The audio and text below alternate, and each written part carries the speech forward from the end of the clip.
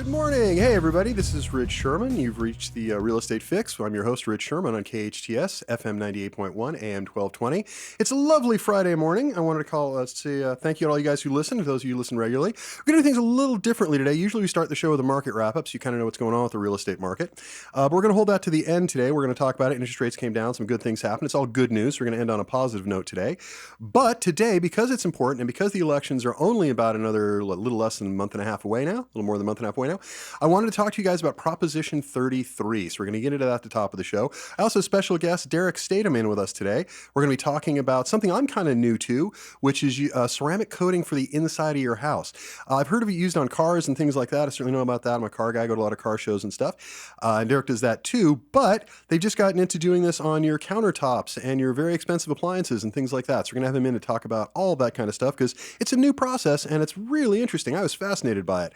Definitely something you want to consider doing if you're remodeling a house and that sort of stuff, built for longevity and all that. So we'll talk about that today too. But let's start off the show today with Proposition 33, something near and dear to my heart. Proposition 33, for those of you who don't know, it directly impacts the real estate market. It is an effort to expand rent control. That's the official name of it. Proposition 33, effort to expand rent control. And to say that this is, and I've talked about this before, but to say that I think this is a bad idea is the understatement of the year. There's a couple figures I want you guys to memorize. I talk about this all the time because this is important. Really what Prop 33 is trying to do is drive down homelessness in California, and I am all for that. Homelessness is a problem for everybody. It's certainly a problem for people who are unhoused. It's also a problem for those of you who have nothing to do with this because it affects your property values, also affects your tax basis and all sorts of stuff. And the problem we have here in California is that we have 30% on average of the country's homelessness, and yet we only have 12% of the country's population. We have more homeless, both by percentage and both by sheer numbers, in California than any other state in the country.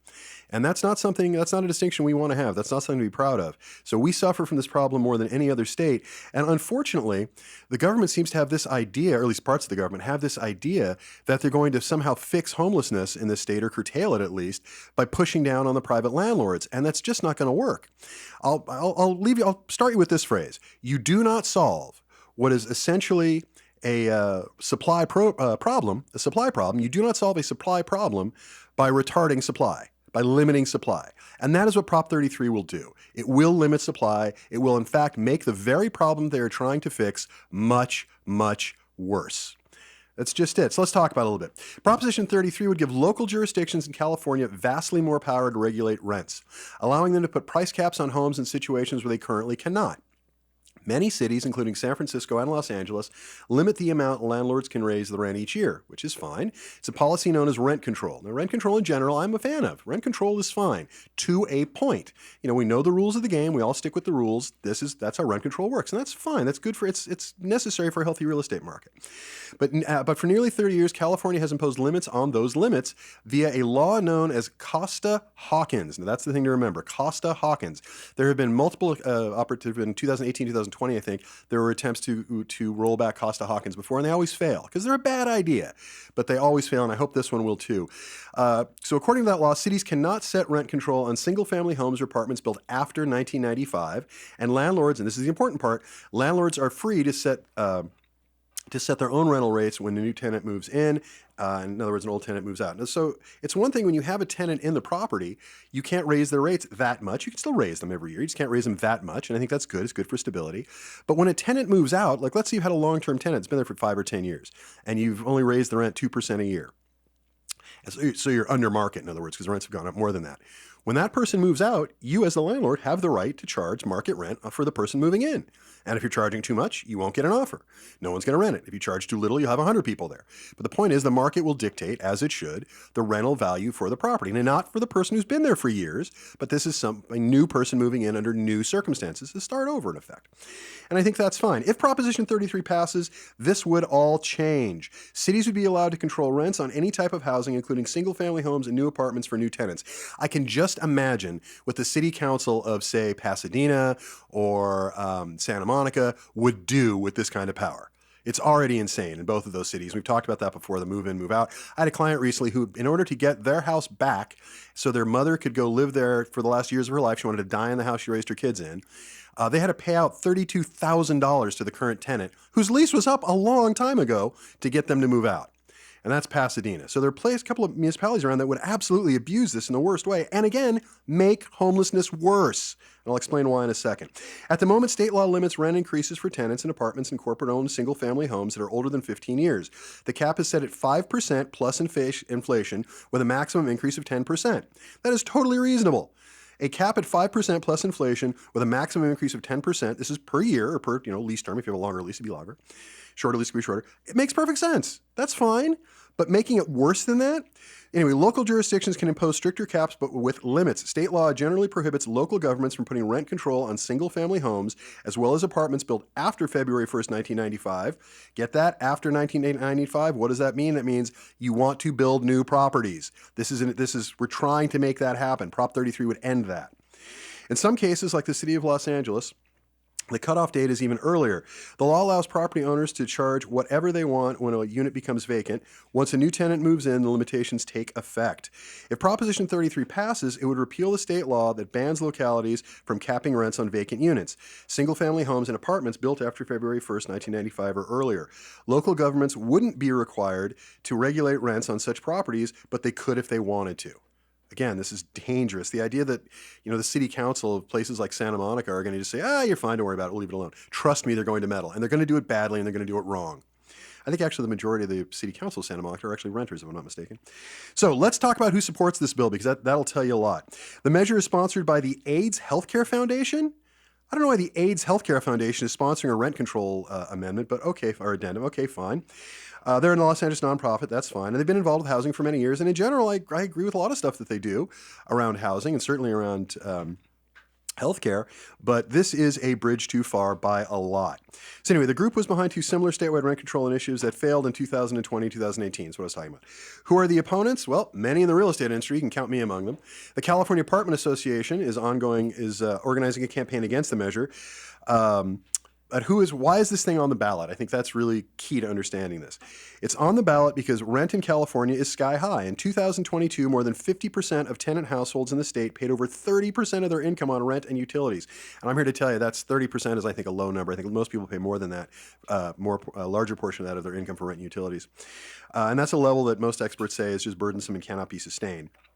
More than a quarter of tenants shelled out over half their income on housing, according to the Joint Center for Housing Studies at Harvard University.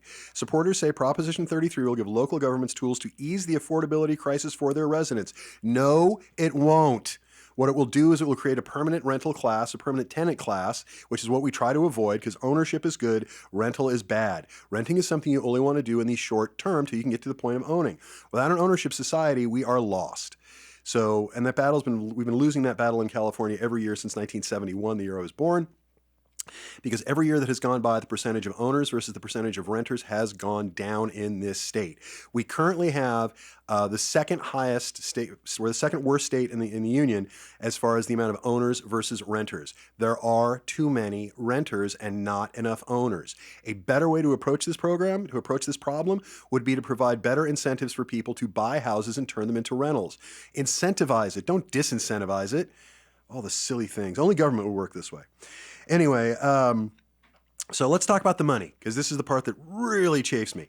The AIDS Healthcare Foundation has contributed more than $14 million so far in support. Los Angeles City Council member Kevin De Leon has formed a committee in support of this measure, as well as Propositions 3 and 32, which are also bad ideas, and he's put together $600,000 in contributions for all three. I'm not a fan of Kevin De Leon for many, many reasons. We can add this to the list, but this is just yet another politician who doesn't understand how real estate works. He simply has no idea, obviously. I think anyone who supports this bill has absolutely no idea how it works. Anyway, the opposition is backed by real estate investors, realtors, and property managers, of course. The California Apartment Association has contributed $10.4 million in opposition. One of the committees opposing this measure, the Homeownership for Families Committee, I hate names like that, Homeownership for Families. It sounds so just ugh. Is also opposing Prop 5. So contributions are shown in both. It is sponsored by the California Association of Realtors, which has contributed $22 million. So all told, the pro side of this has put together so far $21.2 million. The con side of this has put together so far $65.6 million. Just to save you the trouble of doing the math, and this is according to Cal Matters, $86.8 million has been spent on this god-awful, both pro and con, on this god-awful idea, this amendment that's essentially failed twice before, and has no hope of doing what their goal is with it. This will not stop homelessness. This will not curb homelessness. This will not keep a single person housed that otherwise would not be. It's just dumb. But what I will say is for $86.8 million, which is what has been spent so far on both sides of this issue, $86.8 million, we could have built some freaking houses and we could have put people in them. But no, we'd rather spend money on this stupid, stupid amendment. Sorry, bill. So anyway, shouldn't say amendment, bill. So anyway, here's why it will not work. Right now, the backbone, as it should be, of the California rental market are what the state would call mom and pop renters, mom and pop landlords. We're not supposed to use landlord. Mom and pop property providers. Another dumb thing we do in California with verbiage. Mom and pop property providers. So that is the backbone of it. And unfortunately, every year that goes by, not only do we see fewer and fewer owners and more renters, we see fewer and fewer of the rental population, and I mean landlords, property providers, are mom and pop owners. Mom and pop is defined by 4 or fewer rental units. And that is most of California. And frankly, if you're a renter, that's what you want.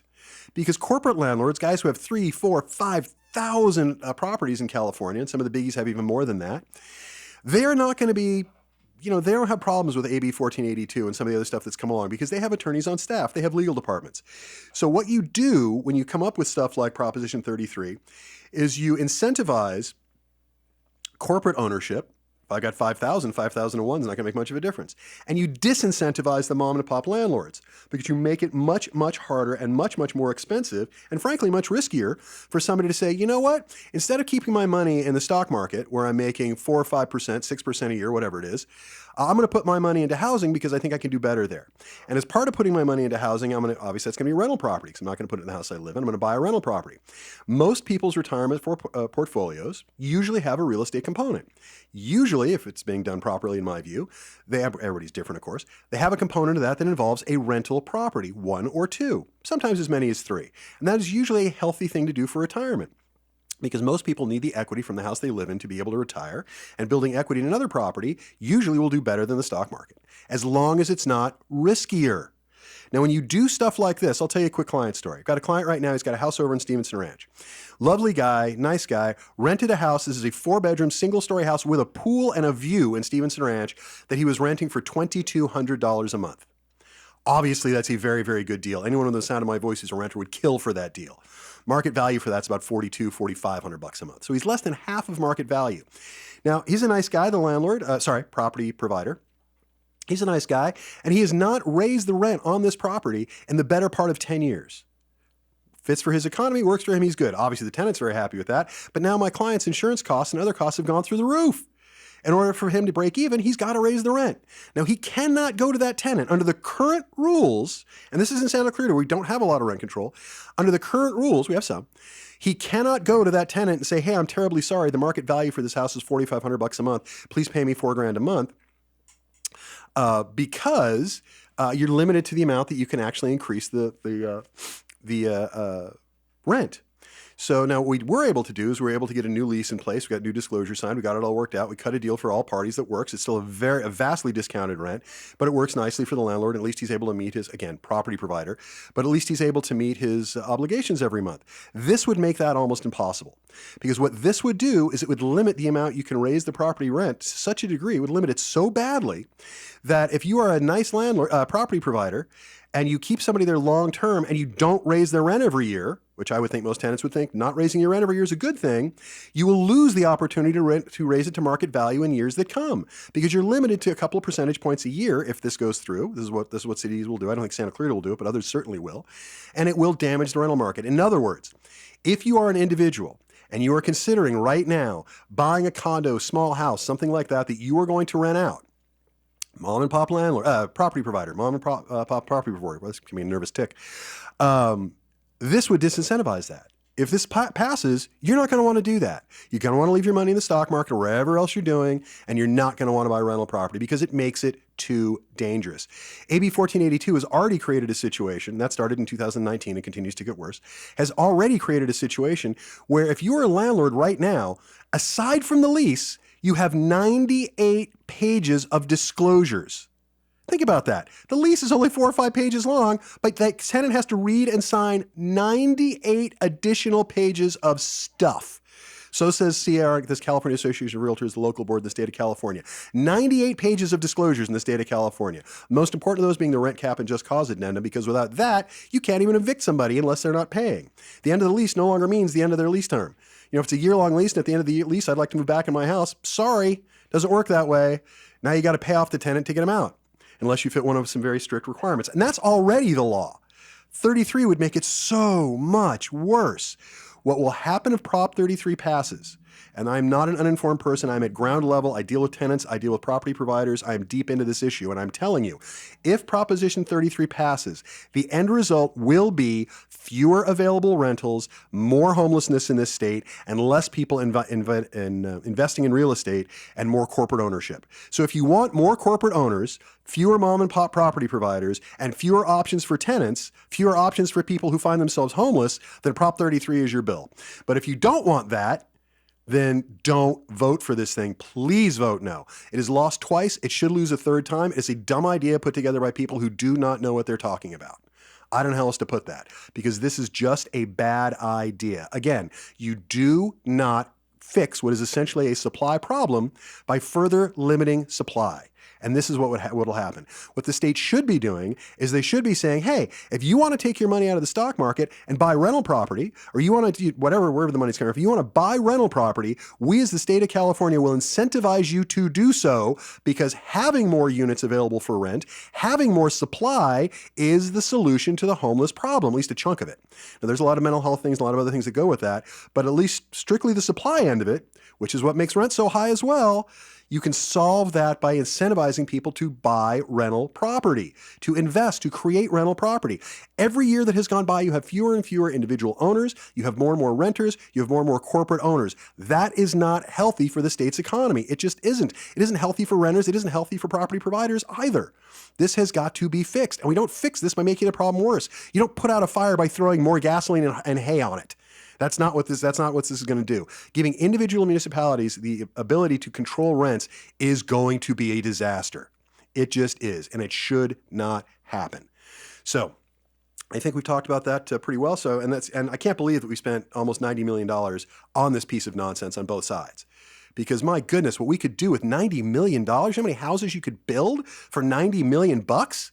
You can put a dent in any county in this state and their homelessness numbers by spending $90 million bucks on housing. But instead, we're wasting it on this. The pro side is wasting it because they're wrong. They've got their head in the wrong place. It just will not work the way they'd like. And the con side is doing it because they have to, because it would destroy the rental market. So you've got a lot of corporate donors there as well, because it'll affect corporate landlords too. So this Proposition 33, in summation, Proposition 33 is a bill that, if passes, will make homelessness worse. It will drive more people out of and keep people out of the mom and pop property provider end of the spectrum. There'll be fewer landlords. If you guys don't mind, I'm just going to call them landlords. I don't care what the state says. This is bugging the heck out of me. Changing the verbiage does not change the problem. It's dumb. You call it Larry if you want. I think we'll go with landlord at the moment, whether it's property provider. But in any case, it will make things worse.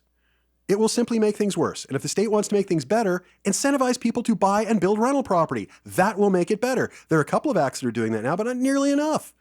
Incentivize the mom. If you buy a property to use as a rental property, we will give you this massive tax break. That would do it. Then you have private individuals helping curb homelessness and making money at the same time. That sounds like a much better idea than leaving this up to city councils who, I don't know if you've ever been to some of these city council meetings. We do pretty well here in Santa Clarita, but some of them are, whoa. I do not know where these people get their ideas. So no on 33, please. And if you have any questions about this, you want a deeper dive on this, I know more about than I'd like to, feel free to give me a call. I can be reached at 661-714-1400. That is my personal cell phone. I know, Mom, you're listening. Please do not call during the show. We've had this conversation every week.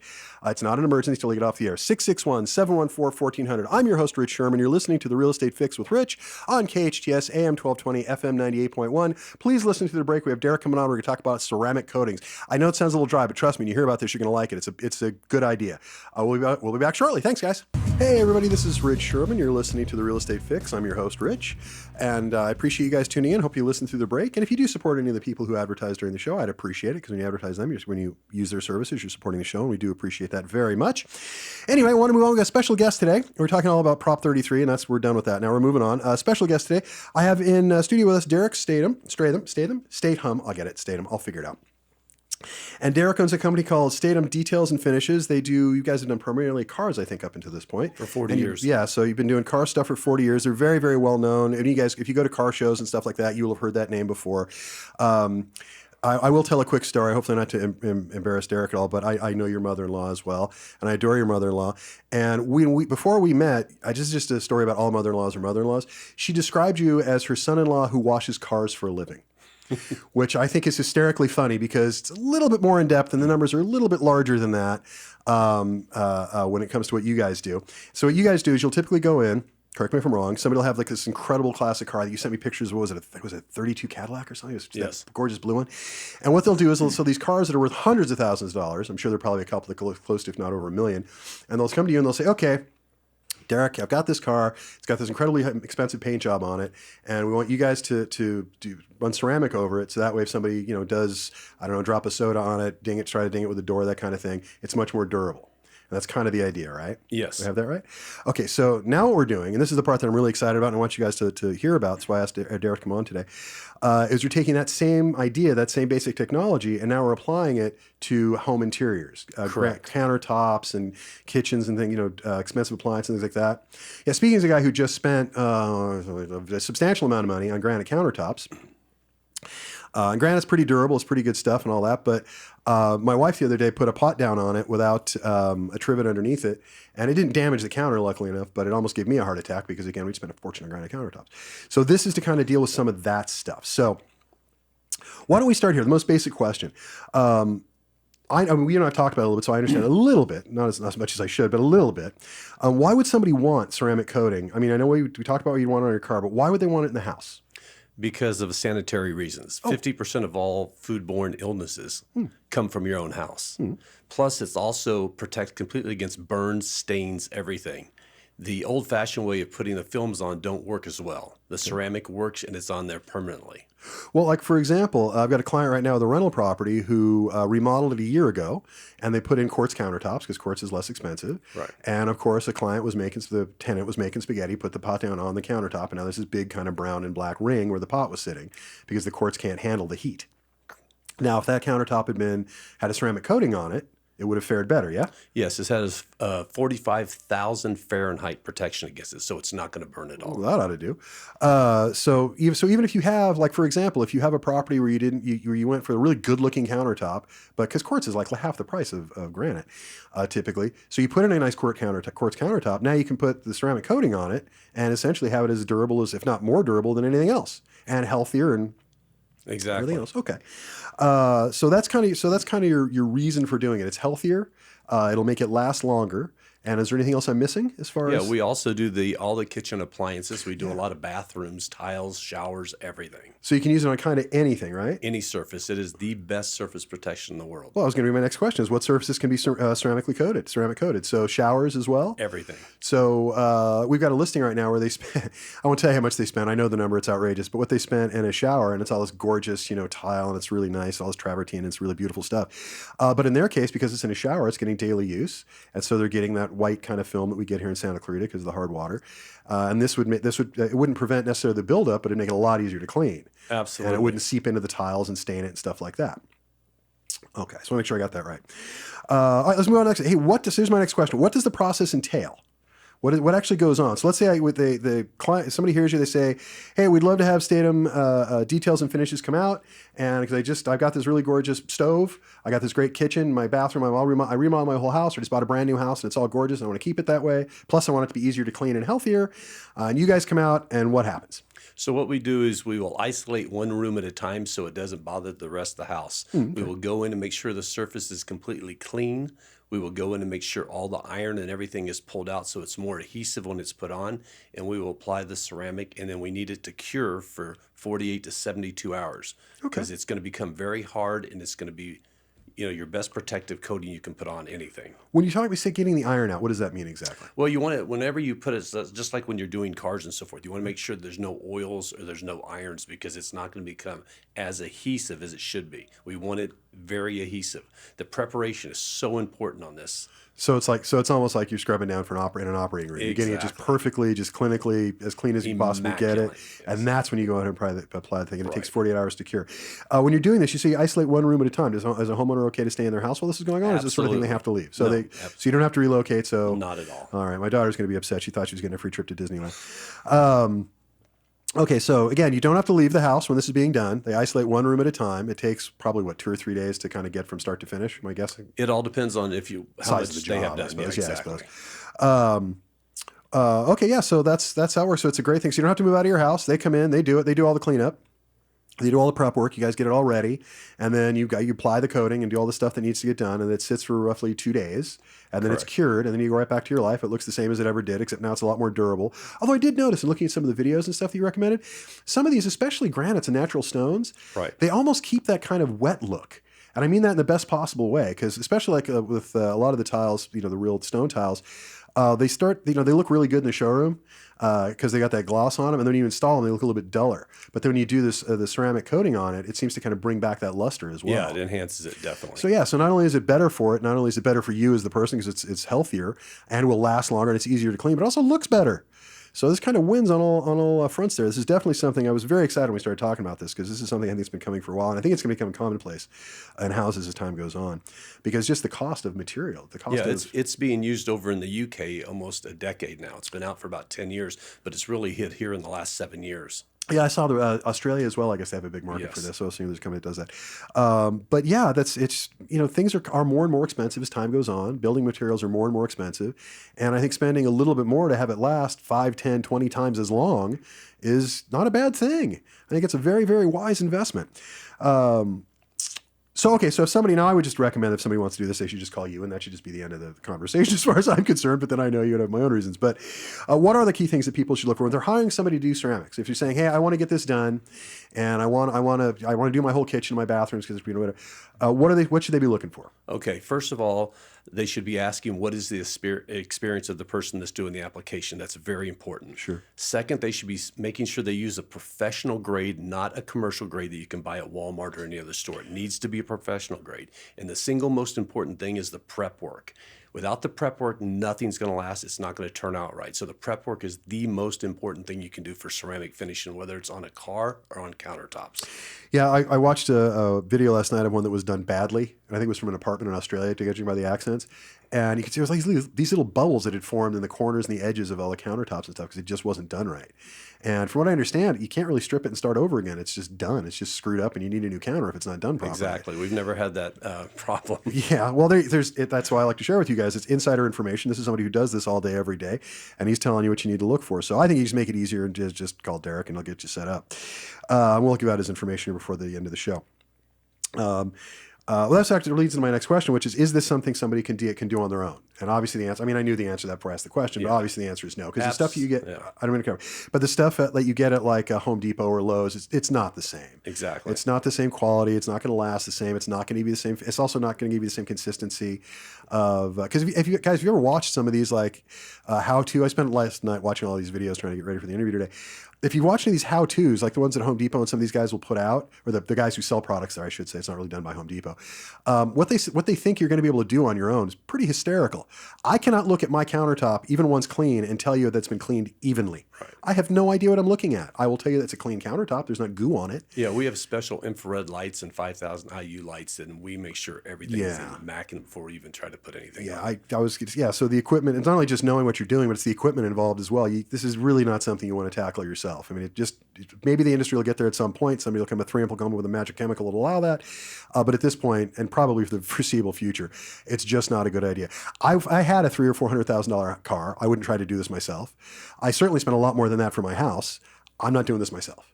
Even if I thought I was that handy, I still wouldn't even attempt it. Much, much better off to hire somebody who knows what they're doing.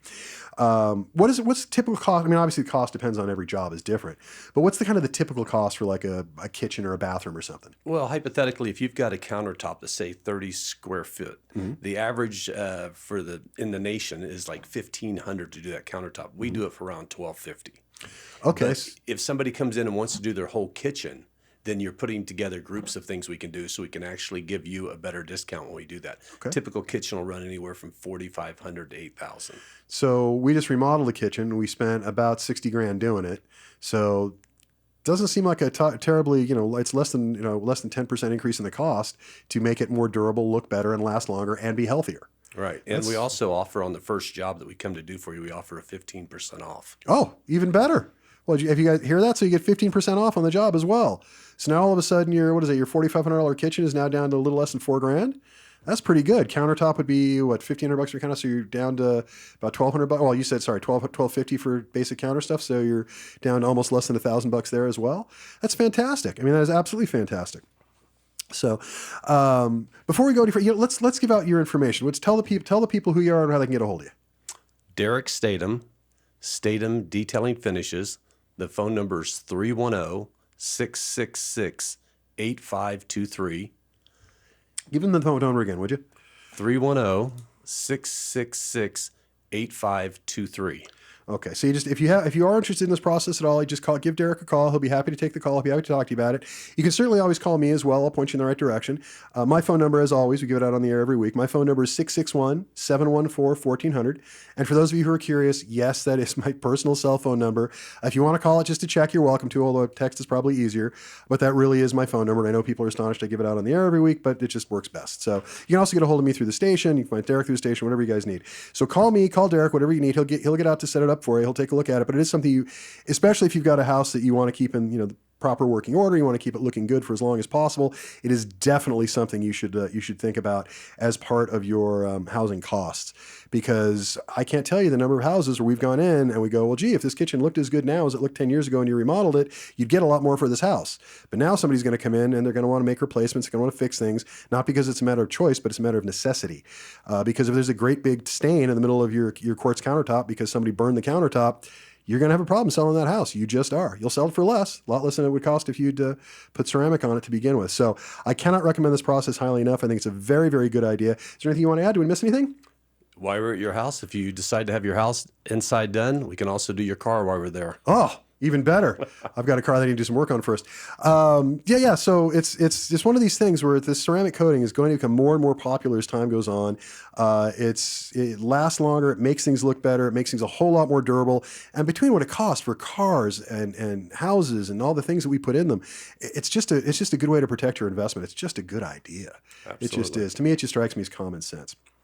Anyway, so if you guys need anything, give Derek a call. He's at 310-666-8523. Let me give that to you again, 310-666-8523. And he is definitely the guy you want to talk to about this. Lives and works locally as well. Although you guys work all over the place. I've seen your portfolio. Yeah, a lot on the west side and through the valley, but we've been up here for 18 years. My son has stayed in basketball academy up here. Oh, that's right. And then my other son, who does the same thing as I do, just recently moved to Arizona. We made his company a 5-star company also. So yeah, in our community, works here. You've got neighbors and stuff that have had Derek in before, and he's done this job for them. I recommend him very highly. So if you have any questions, feel free to give me a call. Better yet, give Derek a call. He's much better equipped to answer questions about this process. I only know the little bit that you've told me what he searched on, some of the basic stuff. So you have questions, just ask. Happy to help you out anytime. You can call me, you can call Derek anytime. I think this is a very valuable thing. I think it's a very good investment. I think it's a very, very good idea. And it will save you money in the long run, and it will look better, and it will be healthier. I don't know too many things that do all three of those for you at once. So definitely something to think about. So I tell you what, let's go to break. Let's talk to some more advertisers. Let's see what they have to say. We come back from break. We're going to do the market wrap-up stuff. I got all good news. We're going to end the show on good news this week, which is a rare and wonderful thing to be able to do. So we're going to talk about the Fed interest rate cut. So I'm your host, Rich Szerman. You're listening to The Real Estate Fix with Rich on KHTS, AM 1220, FM 98.1, your hometown station.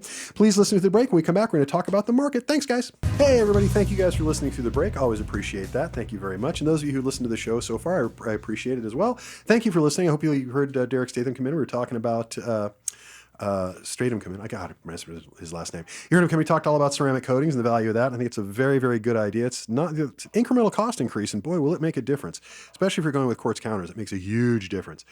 Anyway, we can talk about that. If you have any questions about that or questions about what we're talking about Prop 33, you can always give me a call. Again, 661-714-1400. You can reach me at that number 24 hours a day, 7 days a week. If I don't answer, send me a text, and I will call you back as soon as I can. But let's move on. I want to talk about market stuff before we end the show. We're going to wrap the show up today. The last 8 minutes of the show here, we're going to wrap up with mortgage rates, with the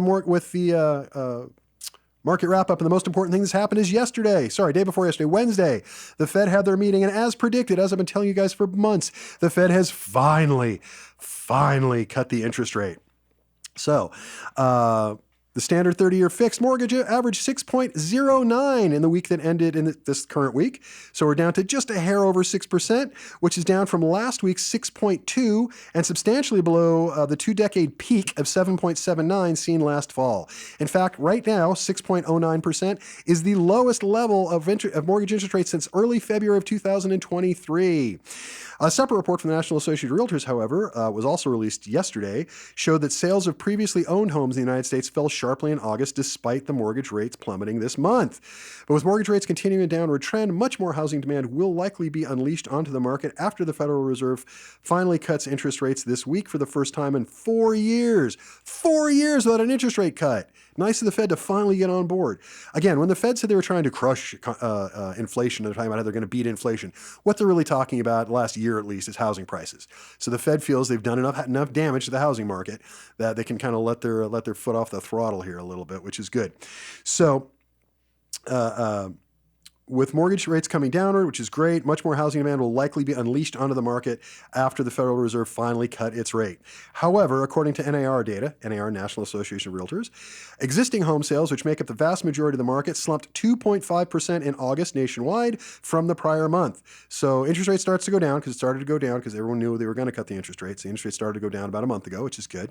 But even with the interest rate going down, still houses are not moving. Housing prices have not come down, but houses are just not moving. The volume is just not there. And that is the problem. It's just taken longer to get things done. That was the lowest August sales level since 2010. The fifth time housing sales have declined over the past 6 months. Last 6 months have been rough as far as volumes are concerned. Meanwhile, home prices continue to climb last month. Not in California. We've been flat. The median price of an existing home rose 3.1% nationally to $416,700. Boy, it'd be nice to be able to buy a house in this area for $416,700.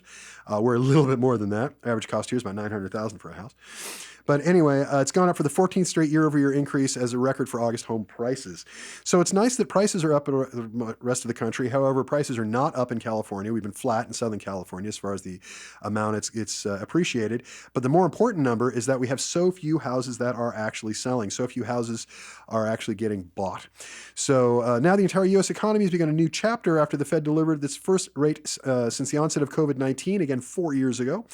The Fed officials expect their key interest rate, which influences borrowing rate across the board, to be lowered by 0.5 point by the end of the year. I don't know that we're getting below 6% by the end of the year because the market has already reacted prior to the Fed cutting the rate.